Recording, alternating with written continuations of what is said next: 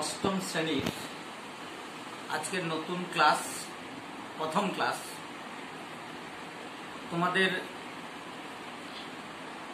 School ছুটি পড়ার আগে তৃতীয় অধ্যায় পর্যন্ত পড়ানো শেষ হয়েছিল এবং প্রশ্ন কিছু দেয়া ছিল।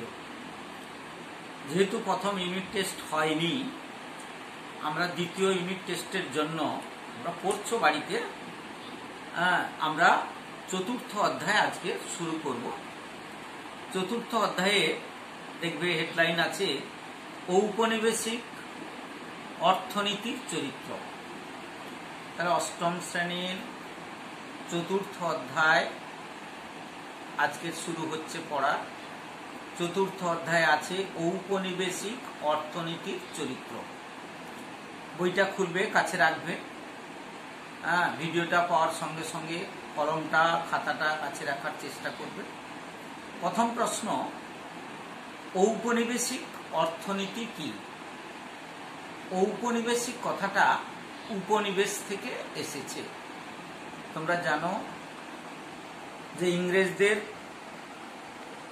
ইংরেজ ইস্ট ইন্ডিয়া কোম্পানির উপনিবেশ ছিল ভারতবর্ষ। সেই ভারতবর্ষে তারা যে আর্থিক ব্যবস্থাটা চালু করেছিল, আমরা সেটাকে বলছি ঔপনিবেশিক অর্থনীতি। এখন এটা 2 নম্বরের প্রশ্ন আসতে পারে, ঔপনিবেশিক অর্থনীতি কি?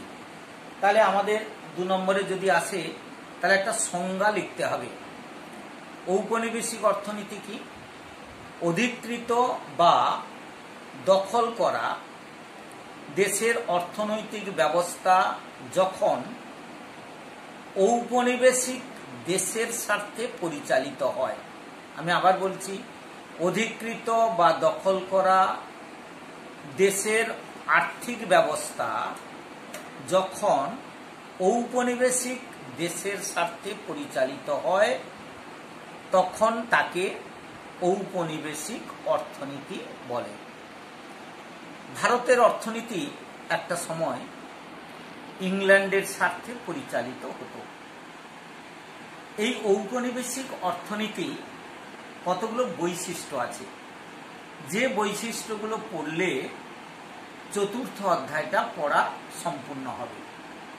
তাহলে শুরু করা যাক।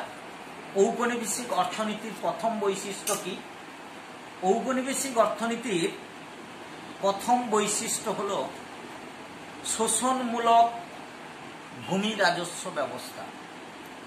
আমি আবার বলছি, ঔপনিবেশিক অর্থনীতির প্রথম বৈশিষ্ট্য হচ্ছে শোষণমূলক ভূমি রাজস্ব ব্যবস্থা। টেক্সট বই খুললেই দেখবে এই ভূমি রাজস্ব ব্যবস্থা তৃতীয় অধ্যায়ের একেবারে শেষের দিকে যখন পড়ানো হয়।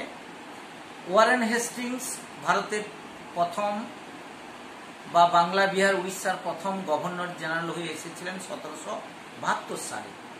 তিনি এসে 76-এর মন্বন্তরের অবসান ঘটিয়েছিলেন, দ্বৈত শাসন ব্যবস্থার অবসান ঘটিয়েছিলেন, সঙ্গে সঙ্গে নতুন ভূমি রাজস্ব ব্যবস্থা চালু করেছিলেন। এটা গত অধ্যায়ে পড়া হয়েছে।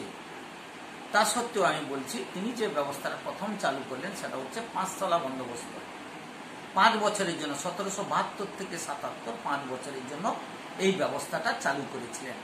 এরপর 5 সালা বন্দোবস্ত যখন কার্যকরী হলো না, তখন তিনি আবার একটা নতুন 1777 সালে 1 সালা বন্দোবস্ত 1 বছরের জন্য চালু করেছিলেন।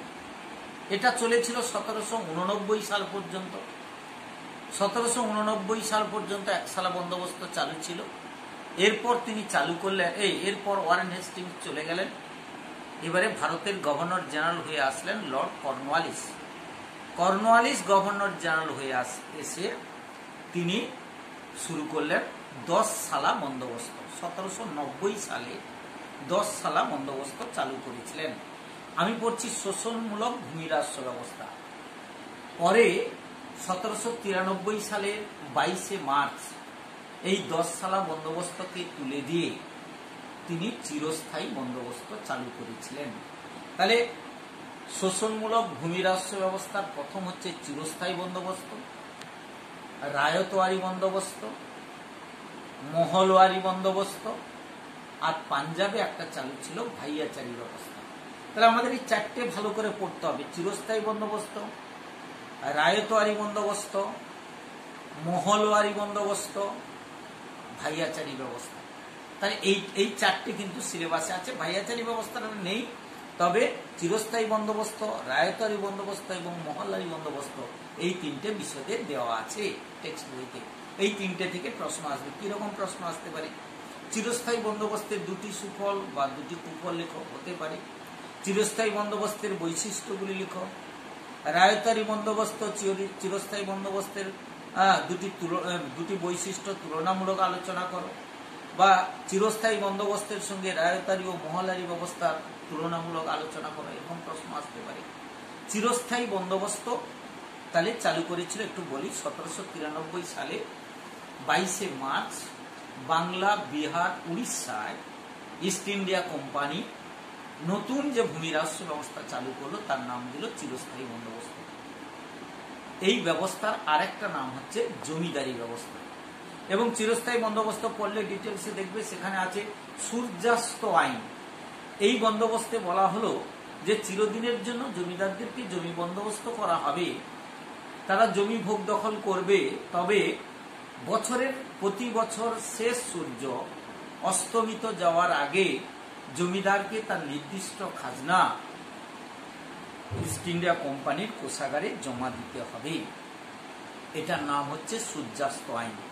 চিরস্থায়ী বন্দোবস্তের ফলে কি হলো না, জমিদার এবং রায়ত শব্দটা পাবে, রায়ত মানে কৃষক, এদের সঙ্গে একটা ভালো সম্পর্ক গড়ে উঠল, বা চাষবাস আরো উন্নত হলো, কৃষকদের নিরাপত্তা কিছুটা বাড়ল। কিন্তু তা সত্ত্বেও জমিদাররা রায়তদের উপর অত্যাচার করেছে, জোর করে নগদ অর্থে খাজনা আদায় করেছে, মহাজনদের কাছ থেকে ঋণ নিতে বাধ্য হয়েছে, বর্গা কৃষক। এই চিরস্থায়ী বন্দোবস্তের ফলে আরেকটা নতুন শব্দ টেক্সট বইতে পাবে। যাই চিরস্থায়ী বন্দোবস্তটা ভালো করে পড়বে, তার সুফল এবং কুফলগুলো আমরা একটু বললাম। এরপরে আসি রায়তওয়ারি বন্দোবস্ত। রায়তওয়ারি বন্দোবস্তটা কি? রায়তওয়ারি বন্দোবস্তটা হচ্ছে 1820 খ্রিস্টাব্দে, কি বললাম, 1820 খ্রিস্টাব্দে আলেকজান্ডার রিড এবং টমাস মনরো মাদ্রাজ এবং বোম্বাই প্রেসিডেন্সিতে একটা নতুন ভূমি রাজস্ব ব্যবস্থা চালু করেছিল, যাতে চিরস্থায়ী বন্দোবস্তের চেয়ে আরেকটু ভালো বন্দোবস্ত চালু করা যায়, কৃষকদের উপর অত্যাচারের মাত্রা কমে, তার জন্য কিন্তু এই রায়তওয়ারি বন্দোবস্ত চালু করেছিল। তাহলে 1820 খ্রিস্টাব্দে Thomas Munro, Alexander read, Madras এবং বোম্বাই প্রেসিডেন্সিতে এই রায়তওয়ারি বন্দোবস্ত চালু করেছিলেন। ইস্ট ইন্ডিয়া কোম্পানি সরাসরি কৃষক বা রায়তদের কাছ থেকে এই ভূমি রাজস্ব আদায় করতেন। সেখানে বলা হয়েছিল প্রতি 20 বছর অন্তর অন্তর কৃষকদের খাজনার পরিমাণ ঠিক করা হবে, ইত্যাদি ইত্যাদি। তাহলে আমাদের রায়তওয়ারি বন্দোবস্তটা পড়ে নেব। আর একটা পড়ব বললাম যে মহলওয়ারি বন্দোবস্ত, এটাও একটু লিখে নাও। 1822 খ্রিস্টাব্দে হোল্ট ম্যাকেঞ্জি উত্তর ও উত্তর পশ্চিম ভারতে, বিশেষ করে উত্তরপ্রদেশ, দিল্লি, মধ্য ভারতে এই মহলওয়ারি ব্যবস্থা চালু করেছিল। কতগুলো গ্রাম নিয়ে একটা একটা মহল তৈরি হতো, অর্থাৎ গ্রামের কৃষকদের সঙ্গে সরাসরি সম্পর্ক স্থাপনের জন্য মহলওয়ারি ব্যবস্থা চালু করেছিল। এর দুটো বৈশিষ্ট্য ওখানে পড়ে নিতে হবে। এবারে পাঞ্জাবে আলাদা একটা ভূমি রাজস্ব ব্যবস্থা পরে চালু হয়েছিল, যেটার নাম হচ্ছে ভাইয়াচারি বন্দোবস্ত। তাহলে ঔপনিবেশিক অর্থনীতির প্রথম বৈশিষ্ট্য পড়লাম শোষণমূলক ভূমি রাজস্ব ব্যবস্থা। তার মধ্যে চিরস্থায়ী বন্দোবস্ত আমাদের সিলেবাসে আছে, রায়তওয়ারি বন্দোবস্ত আর মহলওয়ারি বন্দোবস্ত। আর একটা বললাম, কোনো বইতে আছে নেই, সেটা হচ্ছে পাঞ্জাবের ভাইয়াচারি ব্যবস্থা। এবারে দ্বিতীয় বৈশিষ্ট্য বলব বাণিজ্যিক শোষণ। বাণিজ্যিক শোষণ কি না, ইস্ট ইন্ডিয়া কোম্পানি আমাদের দেশ থেকে কাঁচামাল তার নিজের দেশে নিয়ে যেত, কম দামে সস্তা কাঁচামালগুলো তারা নিয়ে যেত। সেখানে আমাদের দেশ থেকে যে মালগুলো তার দেশে নিয়ে যেত বা আমাদের দেশের ব্যবসায়ীরা যে রপ্তানি করত, তখন তার উপর বেশি হারে শুল্ক নেওয়া হতো। আবার শিল্প বিপ্লবের ফলে ইংল্যান্ডের শিল্পজাত দ্রব্য ভারতে যখন আসতো, সেই সকল আমদানি করা পণ্যদ্রব্যের উপর কম শুল্ক বসানো হতো। এইভাবে একটা বাণিজ্যিক শোষণ ইস্ট ইন্ডিয়া কোম্পানি চালিয়েছে। আমি আবার বলছি, বাণিজ্যিক শোষণ কি? আমদানি করা পণ্যদ্রব্যের উপর কম শুল্ক বা কর বসানো হতো। যেমন ইস্ট ইন্ডিয়া কোম্পানি ইংল্যান্ডের শিল্প বিপ্লবের কারণে যে শিল্পজাত পণ্য আমাদের দেশে আমদানি করত, তার উপর কম শুল্ক বা কর বসানো হতো। আর একটা কি করা হতো, আমাদের দেশ থেকে যে দ্রব্যগুলো, বাণিজ্য পণ্যগুলো বা পণ্যদ্রব্যগুলো ইংল্যান্ডে যেত, তার উপর বেশি শুল্ক বা কর বসানো হতো। এর ফলে কি হয়েছিল, আমাদের দেশের ছোট ছোট কুটির শিল্পগুলো ধ্বংস হয়ে গিয়েছিল। তাহলে ঔপনিবেশিক অর্থনীতির দ্বিতীয় বৈশিষ্ট্যটা বললাম বাণিজ্যিক শোষণ, অর্থাৎ আমদানি করা পণ্যদ্রব্যের উপর শুল্ক বা কর কম বসানো হতো, আর রপ্তানি করা পণ্যদ্রব্যের উপর শুল্ক বেশি করে নেওয়া হতো। ফলে আমাদের দেশের কুটির শিল্পগুলোকে এইভাবে ধ্বংস করে দিয়েছিল। এবারে ঔপনিবেশিক অর্থনীতির আরেকটা বৈশিষ্ট্য করব অবশিল্পায়ন। এটা বড় করে টেক্সট বইতে দেওয়া আছে, বিশদে দেওয়া আছে, খালি বুঝে নেওয়ার জন্য সংক্ষেপে ক্লাসে যেমন ভালো হতো, এখানে যতটা হচ্ছে দেখো। অবশিল্পায়ন কি, এটা 2 নম্বরের প্রশ্ন আসতে পারে। অবশিল্পায়নের দুটি বৈশিষ্ট্য লিখো। অবশিল্পায়নের ফলে ভারতের কুটির শিল্পগুলো কিভাবে ধ্বংস হয়েছিল, ধ্বংসপ্রাপ্ত হয়েছিল, তার সংক্ষিপ্ত বর্ণনা দাও, বড় প্রশ্ন আসতে পারে। সুতরাং অবশিল্পায়নটা কি আগে জানি, তারপরে। অবশিল্পায়ন শব্দটির অর্থ হলো দেশীয় কুটির শিল্পের অবক্ষয় বা ধ্বংস। আমি আবার বলছি, অবশিল্পায়ন কথাটির অর্থ বা শব্দটির অর্থ হচ্ছে দেশীয় কুটির শিল্পের অবক্ষয় বা ধ্বংস। দেশীয় কুটির শিল্প, বিশেষ করে বস্ত্র শিল্পের কথা বলা হচ্ছে, বস্ত্র শিল্পের অবক্ষয় বা ধ্বংসকে বলছে অবশিল্পায়ন। একটা সংজ্ঞার আকারে আমরা লিখতে পারি, 1813 খ্রিস্টাব্দের চ্যাটার অ্যাক্ট বা সনদ আইনে, আমি আবার বলছি, ইস্ট ইন্ডিয়া কোম্পানি যে সকল আইন ভারতবর্ষে পাস করত, সেগুলোকে চ্যাটার অ্যাক্ট বা সনদ অ্যাক্ট বলে। 1813 খ্রিস্টাব্দের সনদ আইনে ইস্ট ইন্ডিয়া কোম্পানি একচেটিয়া বাণিজ্যের অবসান ঘটিয়েছিল। অর্থাৎ শুধুমাত্র ইস্ট ইন্ডিয়া কোম্পানি ব্যবসা করবে না, অন্যান্য কোম্পানিগুলিও বিলেতের, তারাও ব্যবসা করতে পারবে। একচেটিয়া বাণিজ্যের অবসান ঘটিয়েছিল। সেই সঙ্গে অবাধ বাণিজ্য নীতি ঘোষিত হয়, অর্থাৎ শিল্প বিপ্লবের কারণে বিদেশি পণ্যদ্রব্য ভারতের বাজারে ছেয়ে যায়। এর ফলে ইংল্যান্ডের উৎপাদিত পণ্যে ভারতের বাজার ভরে গেল এবং ইংল্যান্ডের ব্যবসায়ীদের সঙ্গে প্রতিযোগিতায় ভারতীয় ব্যবসায়ীরা, দেশীয় ব্যবসায়ীরা তারা টিকতে পারল না, যে কারণে ভারতের দেশীয় শিল্পের অবক্ষয় ঘটে। এইটাকে সংক্ষেপে বলে অবশিল্পায়ন। আমি আরেকবার বলি, এই শব্দটির অর্থ হচ্ছে দেশীয় কুটির শিল্পের অবক্ষয় বা ধ্বংস। দেশীয় কুটির শিল্প বলতে আমি তাঁত শিল্পের কথা বলছি। 1813 খ্রিস্টাব্দে ইস্ট ইন্ডিয়া কোম্পানি একটা সনদ আইন পাস করেছিল, যে আইনে কোম্পানির একচেটিয়া বাণিজ্যের অবসান ঘটানো হয়েছিল এবং অবাধ বাণিজ্য নীতি চালু হয়েছিল, যার ফলে ইংল্যান্ডের উৎপাদিত পণ্যে ভারতের বাজার ভরে যায়। শুধু তাই নয়, এর ফলে ইংল্যান্ডের ব্যবসায়ীদের সঙ্গে ভারতীয় ব্যবসায়ীদের অসম প্রতিযোগিতা হলো, যে প্রতিযোগিতায় দেশীয় ব্যবসায়ীরা টিকতে পারল না। এবং ভারতের শিল্পের অবক্ষয় ঘটল।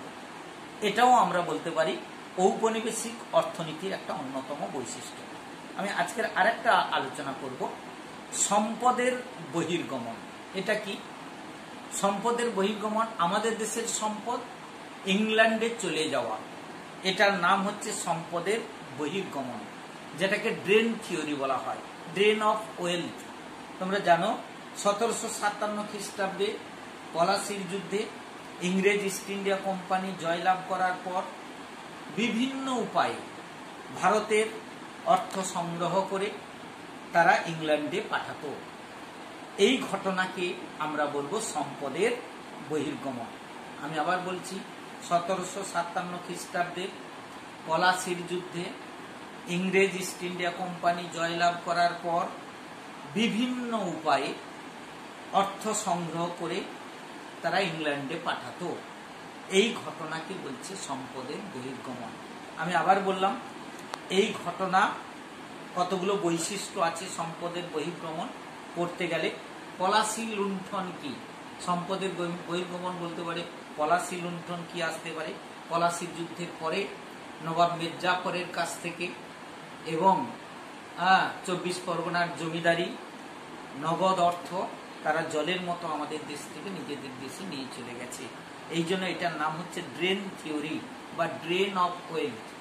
এই শোষণের চিত্রটা আমরা সম্পদের বহির্গমনের ফলে ভারতের অর্থনীতি কিভাবে ধ্বংস হয়েছিল আমরা দাদাভাই নৌরোজির যে poverty and un-British rule in India এই গ্রন্থ থেকে আমরা জানতে পারি, বা রমেশচন্দ্র দত্তের ইকোনমিক হিস্ট্রি অফ ইন্ডিয়া, এই দুটো বই থেকে আমরা জানতে পারি কি করে আমাদের কাঁচামাল তারা নিজের দেশে নিয়ে গেছে অত্যন্ত কম দামে, কিভাবে আমাদের বাণিজ্যিকভাবে শোষণ করা হয়েছে। এগুলোকে একসঙ্গে আমরা বলবো সম্পদের বহির্গমন। তাহলে এটা শুরু হয়েছিল 1757 সালে পলাশির যুদ্ধের পর থেকে।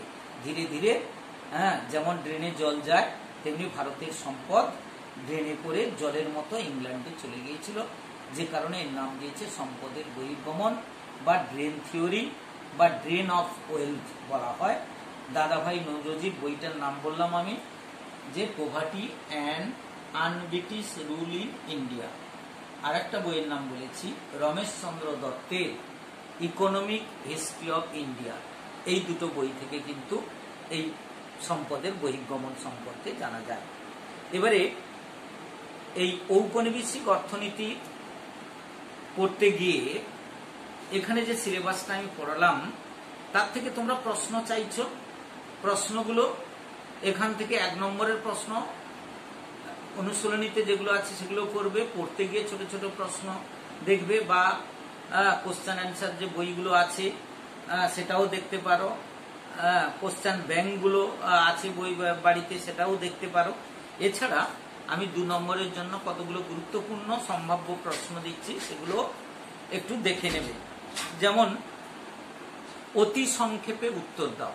অতি সংক্ষেপে মানে 2টি বা 3টি বাক্যে উত্তর দাও, এরকম কিছু প্রশ্ন এই চ্যাপ্টার থেকে আসবে, যে সেখানে বলা হয় প্রতিটি প্রশ্নের মান হচ্ছে 2। যেমন সূর্যাস্ত আইন কাকে বলে? দেখো, সূর্যাস্ত আইন কাকে বলে, এটা 2 নম্বরের জন্য লিখতে পারে। পলাশি লুণ্ঠন বলতে কি বোঝো? এটা 2 নম্বরের জন্য হতে পারে। কৃষির বাণিজ্যিকীকরণ বলতে কি বোঝো? দেখবে অনুশীলনীতে প্রশ্ন আছে, কৃষির বাণিজ্যিকীকরণ বলতে কি বোঝো? এটাও 2 নম্বরের হতে পারে। সম্পদের বহির্গমন কাকে বলে? এটাও 2 নম্বরের মতো হতে পারে। বা লাস্ট যে বলল অবশিল্পায়ন বলতে কি বোঝো? এটাও 2 নম্বরের জন্য আসতে পারে। বা চিরস্থায়ী বন্দোবস্ত কি? এটা 2 নম্বরের হতে পারে। মহলওয়ারি বন্দোবস্ত কি? এটা 2 নম্বরে। কে, কখন, কোথায় করেছিল? এটা 2 নম্বরের জন্য। রায়তারি বন্দোবস্ত কি? এটাও 2 নম্বরে আসতে পারে। বা রায়তারি বন্দোবস্তের 2টি বৈশিষ্ট্য লেখো, বা চিরস্থায়ী বন্দোবস্তের সঙ্গে রায়তারি বন্দোবস্তের একটি পার্থক্য লেখো, এটাও 2 নম্বরের হতে পারে। তাহলে এইরকম অনুশীলনীতে প্রশ্নগুলো করবে। বসে না থেকে এই চ্যাপ্টারটা একবার পড়ে নেবে, নিয়ে এই প্রশ্নগুলো করবে। এবারে বড় প্রশ্নগুলো, সময় যেহেতু আছে তোমাদের হাতে অনেক, যে বড় প্রশ্নগুলো যতটা পড়লাম এখান থেকে বড় প্রশ্ন কি হতে পারে ডিটেলসে, যেমন বিশদে উত্তর লেখো, যেগুলোকে আমরা রচনাধর্মী প্রশ্ন বলি, যেখানে বলা আছে প্রতিটি প্রশ্নের মান হচ্ছে 5। যেমন প্রথম প্রশ্ন, বাংলার কৃষক সমাজের উপর চিরস্থায়ী বন্দোবস্তের প্রভাব লেখো। এখান থেকে দেখানো, এইটা দেখ, বাংলার কৃষক সমাজের উপর চিরস্থায়ী বন্দোবস্তের প্রভাব লেখো। এটা 5 নম্বরের মতো প্রশ্ন আসতে পারে। এছাড়া আরেকটি প্রশ্ন দিচ্ছি, চিরস্থায়ী বন্দোবস্তের সঙ্গে রায়তওয়ারি ও মহলওয়ারি বন্দোবস্তগুলির তুলনামূলক আলোচনা করো। এটাও 5 নম্বরের হতে পারে। আমি আবার বলছি, চিরস্থায়ী বন্দোবস্তের সঙ্গে রায়তওয়ারি ও মহলওয়ারি বন্দোবস্তগুলির তুলনামূলক আলোচনা করো। এটা 5 নম্বরে আসতে পারে। শিল্প বিপ্লব বলতে কি বোঝো? আর একটা প্রশ্ন লিখো, শিল্প বিপ্লব বলতে কি বোঝো? এটা ইংল্যান্ডের শিল্প বিপ্লব ভারতের অবশিল্পায়নের ক্ষেত্রে কি প্রভাব ফেলেছিল বা কতখানি প্রভাব ফেলেছিল? আমি আবার বলছি, শিল্প বিপ্লব বলতে কি বোঝো, এটা 2 নম্বরের মতো লিখলে। এর সঙ্গে 3 নম্বরে একটা পাঠ যোগ করে দিলাম, যে ইংল্যান্ডের শিল্প বিপ্লব ভারতের অবশিল্পায়নের ক্ষেত্রে কতখানি প্রভাব ফেলেছিল। এটা 3 নম্বরের পাঠ হতে পারে। 2+3 5 নম্বরের হতে পারে। বা শুধু চিরস্থায়ী বন্দোবস্তের সুফল ও কুফলগুলি আলোচনা করো। এটা 5 নম্বরের প্রশ্ন হতে পারে। চিরস্থায়ী বন্দোবস্তের সুফল ও কুফলগুলি আলোচনা করো। এছাড়া এই অধ্যায়ে তোমাদের আরো যেটা পড়তে হবে, যেমন আছে যে অংশগুলো, সেগুলো একটু দেখে নাও। এখানে দেখা, যেমন ধরো দাক্ষিণাত্য হাঙ্গামা, দেখবে এখানে আছে দাক্ষিণাত্য হাঙ্গামা। 1875 খ্রিস্টাব্দে মে থেকে সেপ্টেম্বর মাস পর্যন্ত দাক্ষিণাত্যের মহারাষ্ট্রের পুনা ও আহমদনগর জেলায় যে কৃষক বিদ্রোহ হয়েছিল তাকে সরকারি পরিভাষায় দাক্ষিণাত্য হাঙ্গামা বা ডেকান রায়ত বলা হয়। আমি আবার বলছি, 1875 খ্রিস্টাব্দের মে থেকে সেপ্টেম্বর মাস পর্যন্ত দাক্ষিণাত্যের মহারাষ্ট্রের বিশেষ করে পুনা ও আহমদনগর জেলায় যে কৃষক বিদ্রোহ হয়েছিল তাকে সরকারি পরিভাষায় দাক্ষিণাত্য হাঙ্গামা বা ডেকান রায়ত বলা হয়। এটা 2 নম্বরের প্রশ্ন আসতে পারে। দাক্ষিণাত্য হাঙ্গামা কি? 1875 খ্রিস্টাব্দে মে থেকে সেপ্টেম্বর মাস পর্যন্ত দাক্ষিণাত্যে বিশেষ করে মহারাষ্ট্রের পুনা ও আহমদনগর জেলায় যে কৃষক বিদ্রোহ হয়েছিল তাকে সরকারি পরিভাষায় দাক্ষিণাত্য হাঙ্গামা বা ডেকান রায়ত বলা হয়। এটা দেখে নেবে, এটা 2 নম্বরের জন্য লিখে নাও। এটা 2 নম্বরের প্রশ্ন। এবার একটা প্রশ্নে আসি, এটা দেখো, সাহুকার কাদের বলা হতো? সাহুকার দন্তস্বয়কার হ্রস্ব কয়াকার কাদের বলা হতো? আমেরিকার গৃহযুদ্ধে থেমে যাওয়ার পর 1870 খ্রিস্টাব্দ নাগাদ দাক্ষিণাত্যে তুলোর দাম একেবারে পড়ে যায়। এর ফলে কৃষকের উপর রাজস্বের চাপ বৃদ্ধি পায়। সেই সঙ্গে ওই সময় দক্ষিণ ভারতে খরা ও অজম্মার কারণে কৃষকদের চরম দুর্দশার শিকার হতে হয়েছিল। এই পরিস্থিতিতে দাক্ষিণাত্যের স্থানীয় মহাজনরা চড়া সুদে কৃষকদেরকে ঋণ দিয়ে সর্বশান্ত করত। এই সকল মহাজনদের বলা হয় সাহুকার। আমি আবার বলছি, আমেরিকার গৃহযুদ্ধ থেমে যাওয়ার পর 1870 খ্রিস্টাব্দ নাগাদ হঠাৎ করে দাক্ষিণাত্যে তুলোর দাম একেবারে পড়ে যায়। এর ফলে কৃষকদের উপর রাজস্বের চাপ বৃদ্ধি পায়। সেই সঙ্গে একটা বাড়তি চাপ এসেছিল খরা এবং অজম্মার কারণে কৃষকদের চরম দুর্দশার শিকার হতে হয়েছিল। এই সুযোগে দাক্ষিণাত্যের স্থানীয় মহাজনরা চড়া সুদে কৃষকদের ঋণ দিয়ে সর্বশান্ত করত। এই সকল মহাজনদের সাহুকার বলা হয়। তাহলে দক্ষিণ ভারতের মহাজনদের বলে সাহুকার। এটাও 2 নম্বরের প্রশ্ন আসতে পারে। আবার একটা দেখো, তোমাদের টেক্সট বইতে আছে, দাদন প্রথা কি? আমি আবার বলছি, দাদন প্রথা বা অগ্রিম প্রথা কি? কোনো বাণিজ্যিক পণ্য তৈরি করতে ব্যবসায়ী যখন কৃষক বা উৎপাদককে আগাম টাকা দিত, তখন ওই টাকা দেওয়াকে দাদন বলা হতো। আমি আবার বলছি, কোনো বাণিজ্যিক পণ্য তৈরি করতে ব্যবসায়ী যখন উৎপাদক বা কৃষককে আগাম টাকা দিত, তখন ওই টাকা দেওয়াকে দাদন বলা হতো। উদাহরণ দেই, যেমন তাঁতি বা নীল চাষি ইংরেজ দালালরা বা ফোড়েরা বা নীলকর সাহেবদের কাছ থেকে কৃষকরা দাদন নিত। তাঁত শিল্পের ক্ষেত্রে দাদন দিত, আর নীল চাষ করতে গেলে চাষিদেরকে নীলকর সাহেবরা দাদন দিত।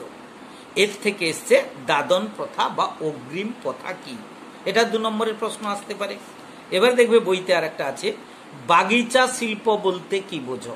আর একটা দেখে নেবে, বাগিচা শিল্প বলতে কি বোঝো?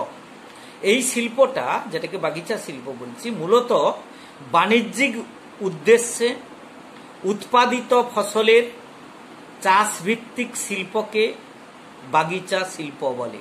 আমি আবার বলছি, মূলত বাণিজ্যিক উদ্দেশ্যে উৎপাদিত ফসলের চাষভিত্তিক শিল্পকে বাগিচা শিল্প বলে। যেমন উদাহরণ দাও, বাগিচা শিল্পের 2টো উদাহরণ দিই, যেমন নীল, যেমন চা, যেমন কফি, এগুলো বাগিচা শিল্পের উদাহরণ। এটা 2 নম্বরের পরীক্ষা আসতে পারে, এটাও দেখে নেবে, বইতে আছে। আরেকটা দেখে বলি আজকে, এগ্রিকালচারিস্ট রিলিফ অ্যাক্ট কি? আরেকটা বইতে দেখবে টেনেন্সি অ্যাক্ট বা প্রজাস্বত্ব আইন কি। এটা পরীক্ষায় আসে, এটাও 2 নম্বরের জন্য। এগ্রিকালচারিস্ট রিলিফ অ্যাক্ট এটা কি? অথবা দেখবে টেনেন্সি অ্যাক্ট বা প্রজাস্বত্ব আইন কি। প্রথমে এগ্রিকালচারিস্ট রিলিফ অ্যাক্ট কি এটা বলি। 1875 খ্রিস্টাব্দে দাক্ষিণাত্যের কৃষক বিদ্রোহের ফলশ্রুতিতে 1879 খ্রিস্টাব্দে 1879 খ্রিস্টাব্দে ব্রিটিশ সরকার কৃষকদের সুবিধার জন্য এই এগ্রিকালচারিস্ট রিলিফ অ্যাক্ট পাস করে। এখানে কি বলা হয়েছিল? কৃষকদের উপর থেকে অত্যাচারের বোঝা কিছুটা কমানো হয়েছিল, কৃষকদের খাজনার পরিমাণ কিছুটা কমিয়ে দেওয়া হয়েছিল। তাহলে এগ্রিকালচারিস্ট রিলিফ অ্যাক্ট কি?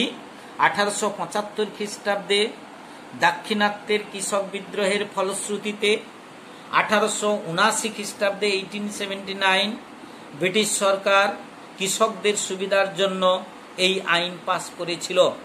এই আইনের ফলে কৃষকদের উপর থেকে অত্যাচারের বোঝা কিছুটা হলেও কমেছিল। এটাকে বলে এগ্রিকালচারিস্ট রিলিফ অ্যাক্ট। এবারে টেনেন্সি অ্যাক্ট বা প্রজাস্বত্ব আইন কি? আগে পড়া হয়েছে বিভিন্ন ধরনের ভূমি রাজস্ব ব্যবস্থা, যেটাতে লক্ষ্য করা গেছে কৃষকদের স্বার্থ সুরক্ষিত হওয়ার পরিবর্তে বেশিরভাগ কৃষকের স্বার্থ সুরক্ষিত হয়নি, অর্থাৎ কৃষকের স্বার্থ রক্ষা করা হয়নি। সে কারণে ব্রিটিশ সরকার এই টেনেন্সি অ্যাক্ট বা প্রজাস্বত্ব আইন পাস করে জমি থেকে কৃষকদের উচ্ছেদ কমানো হয়েছিল, কিছুটা কমায়, সেই সঙ্গে খাজনার হারও কমানো হয়েছিল। আমি আবার বলছি, প্রজাস্বত্ব আইন বা টেনেন্সি অ্যাক্ট কি? বিভিন্ন ধরনের ভূমি রাজস্ব ব্যবস্থাতে কৃষকদের স্বার্থ রক্ষা করা হয়নি, সে কারণে ব্রিটিশ সরকার এই আইন পাস করে জমি থেকে কৃষকদের উচ্ছেদ কিছুটা হলেও কমাতে পেরেছিল। অর্থাৎ যখন তখন জমিদাররা কৃষকদেরকে তার জমি থেকে উচ্ছেদ করত, সেটা কিছুটা কম হয়েছিল এবং খাজনার হার কিছুটা কমানো হয়েছিল এই প্রজাস্বত্ব আইন পাস করে। তাহলে আমরা এগ্রিকালচারিস্ট রিলিফ অ্যাক্ট এটাও দেখে নেব। টেনেন্সি অ্যাক্ট বা প্রজাস্বত্ব আইন কি এটা আমি বললাম, এই ক্যাসেট ভিডিওটা আরেকবার দেখবে, তাহলে বুঝতে পারবে। বিভিন্ন ধরনের ভূমি রাজস্ব ব্যবস্থাতে কৃষকদের স্বার্থ রক্ষা করা হয়নি, সে কারণে সরকার এই আইন পাস করে জমি থেকে কৃষকদের উচ্ছেদ কিছুটা হলেও কমিয়েছিল এবং কৃষকদের খাজনার হার কিছুটা কমিয়ে দিয়েছিল। এছাড়া বইতে দেখবে আরো একটা হেডলাইন আছে, এখান থেকেও প্রশ্ন আসে 2 নম্বরের, বা এটা 3 নম্বরের প্রশ্ন আসতে পারে।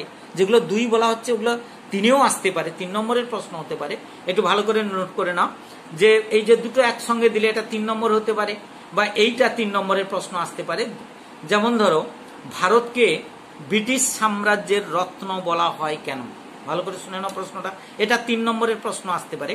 ভারতকে ব্রিটিশ সাম্রাজ্যের রত্ন বলা হয় কেন? 1857 খ্রিস্টাব্দে মহাবিদ্রোহের পর ব্রিটিশ সাম্রাজ্যের প্রয়োজনে যথেচ্ছভাবে ভারতীয় সম্পদ ব্যবহার করা হয়। আমি আবার বলছি, 1857 খ্রিস্টাব্দে মহাবিদ্রোহের পর ব্রিটিশ সাম্রাজ্যের প্রয়োজনে যথেচ্ছভাবে ভারতীয় সম্পদ ব্যবহার করা হয়, এই কারণে ভারতকে ব্রিটিশ সাম্রাজ্যের রত্ন বলা হয়। দ্বিতীয়ত, ভারতকে ব্রিটিশ পণ্যের উন্মুক্ত বাজার হিসেবে ব্যবহার করা হয়। তোমাদের আগে বলেছি, ইংল্যান্ডে শিল্প বিপ্লব হয়েছে, শিল্প বিপ্লবের কারণে কলকারখানায় তৈরি বিভিন্ন পণ্যদ্রব্যের উন্মুক্ত বাজার হিসেবে ভারতকে ব্যবহার করা হয়েছিল। 3 নম্বর, ভারতে রেলগাড়ি বা রেলপথ নির্মাণের জন্য প্রয়োজনীয় প্রায় 17% লোহা ও ইস্পাত ব্রিটেন থেকে ভারতে আমদানি করা হতো। এখানেও তারা প্রচুর টাকা মুনাফা করেছে বা লাভ করেছে, এই কারণে ভারতকে ব্রিটিশ সাম্রাজ্যের রত্ন বলা হয়। তাহলে এইটা পড়ে আমি 3টে পয়েন্ট এখানে দিলাম, 3 নম্বরের জন্য এটা আসতে পারে। ভারতকে কেন ব্রিটিশ সাম্রাজ্যের রত্ন বলা হয়? 3টে পয়েন্ট বললাম, যে মহাবিদ্রোহের পর থেকে ব্রিটিশ সাম্রাজ্যের প্রয়োজনে ভারতীয় সম্পদকে ব্যবহার করেছে তারা, এটা করে তারা উপকৃত হয়েছে, লাভবান হয়েছে। দ্বিতীয়ত বললাম, ব্রিটিশ পণ্যের উন্মুক্ত বাজার হিসেবে ব্যবহার করা হয়েছে শিল্প বিপ্লবের কারণে। আর 3 নম্বর বললাম যে ভারতে রেলগাড়ি ও রেলপথ নির্মাণের জন্য প্রয়োজনীয় 17% লোহা ইস্পাত তারা ব্রিটেন থেকে ভারতে নিয়ে এসে তারা মুনাফা করেছে, এই কারণে আমি বলবো ভারতকে ব্রিটিশ সাম্রাজ্যের রত্ন বলা হয়। এই চ্যাপ্টারটা মোটামুটি বড় 2 নম্বর এবং 3 নম্বরের প্রশ্নগুলো, যেমন দাক্ষিণাত্য হাঙ্গামা যে সংজ্ঞাটা বলেছি, এটা 3 নম্বরের প্রশ্ন আসতে পারে। এবারে দুটো বড় আরেকটা প্রশ্ন বলে দিলে এই অধ্যায়টা প্রায় পড়তে পারবে বাড়িতে। রেলপথ এবং টেলিগ্রাফ ব্যবস্থা, এই প্রশ্ন দেখো, রেলপথ ও টেলিগ্রাফ ব্যবস্থার বিকাশের তুলনামূলক আলোচনা করো। তোমরা জানো যে ঔপনিবেশিক অর্থনীতির প্রয়োজনে যোগাযোগ ব্যবস্থার উন্নতির জন্য বা ইংরেজ ইস্ট ইন্ডিয়া কোম্পানি ভারতের বিভিন্ন অঞ্চলে বিদ্রোহগুলো দমন করার জন্য লর্ড ডালহৌসি 1853 সালে ভারতবর্ষে রেলপথ চালু করেছিল, বোম্বাই থেকে থানে পর্যন্ত। এই রেলপথের সুফল এবং কুফল এগুলো পড়বে। রেলপথ চালু করার ফলে যোগাযোগ ব্যবস্থা উন্নত হয়েছে, আঞ্চলিকতা বা প্রাদেশিকতা দূর হয়েছে, জাতীয়তাবোধের বিকাশ ঘটেছে। রেলপথের নানা প্রভাব আছে, কম সময়ে ভারতবর্ষের বিভিন্ন প্রান্তে পৌঁছে যাওয়া গেছে। ভারতবর্ষের কাঁচামাল তারা জলের মধ্যে কম দামে একেবারে প্রত্যন্ত এলাকা থেকে বন্দরে নিয়ে এসেছে, বন্দরে নিয়ে আসার পর জাহাজে করে তার নিজের দেশে নিয়ে চলে গেছে। এই রেলপথ চালু হওয়ার ফলে ব্রিটিশ সরকারের কি কি সুবিধা হয়েছে, বা ভারতবর্ষে কোন কোন বা কেন তারা রেলপথ চালু করেছিল তার প্রশ্ন। যে যোগাযোগ ব্যবস্থার উন্নতির জন্য, বিভিন্ন জায়গায় বিদ্রোহ দমন করার জন্য এগুলো তারা রেলপথ চালু করেছিল। রেলপথ চালু করার পাশাপাশি যোগাযোগ ব্যবস্থাকে আরো উন্নত করার জন্য যে পথ দিয়ে রেলপথ চালু হয়েছে সেখানে টেলিগ্রাফ ব্যবস্থা তারা চালু করেছে। এই রেলপথ এবং টেলিগ্রাফ ব্যবস্থার বিকাশের তুলনামূলক আলোচনা করো। এই বড় প্রশ্নটা করলে এই 4র্থ অধ্যায় থেকে ঔপনিবেশিক অর্থনীতির চরিত্র এই অধ্যায় থেকে আর কোনো প্রশ্ন তোমাদের করতে হবে না। রেলপথ ও টেলিগ্রাফ ব্যবস্থার বিকাশের তুলনামূলক আলোচনা করো। তাহলে এই পর্যন্ত থাকবে আজকে। 4র্থ অধ্যায়টা পড়ে নাও, প্রশ্ন অনেক পেয়েছো। 2 নম্বর যেগুলো বলা হয়েছে ওগুলো 2 নম্বর হতে পারে, আবার 3 নম্বর হতে পারে। আর যেটা 5 নম্বরের প্রশ্নগুলো, এখানে 3টে প্রশ্ন দিয়েছিলাম, আর লাস্টে একটা প্রশ্ন দিলাম, রেলপথ ও টেলিগ্রাফ ব্যবস্থার বিকাশের তুলনামূলক আলোচনা করো। চতুর্থ অধ্যায়টা পড়ে নাও, এরপরে আবার 1 সপ্তাহ পরে আমরা পঞ্চম অধ্যায়টা পড়ে নেব।